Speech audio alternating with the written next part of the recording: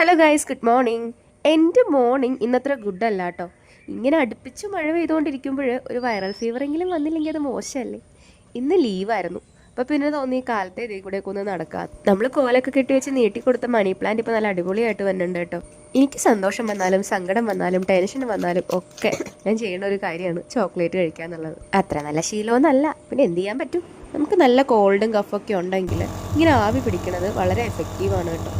ഇതൊരു അടിപൊളി മെഷീനാണ്. ഞങ്ങളിത് വാങ്ങിച്ചിട്ട് ഏകദേശം 2.5 വർഷമായിട്ടുണ്ടെന്ന് തോന്നുന്നു കേട്ടോ. ഇപ്പോഴും നല്ല ഫോമിലാണ് അതുള്ളത്. പണ്ടൊക്കെ ഉണ്ടല്ലോ, നമ്മൾ പുട്ടുകുറ്റിയിൽ ഉപ്പിട്ട് വെള്ളം തിളപ്പിച്ചിട്ട് പുതച്ച് മൂടിയിരുന്ന് ആവി പിടിക്കുന്ന ആ ഒരു സുഖമില്ലേ, അതിന് കിട്ടില്ല കേട്ടോ. ഇന്നലെ വൈകുന്നേരം കേട്ടോ ഞാൻ ഹോസ്പിറ്റലിൽ പോയി കഴിഞ്ഞപ്പോഴത്തേക്കും ഒരു വാളം ഗുളികയും ഒരു സിറപ്പും തന്നു കേട്ടോ.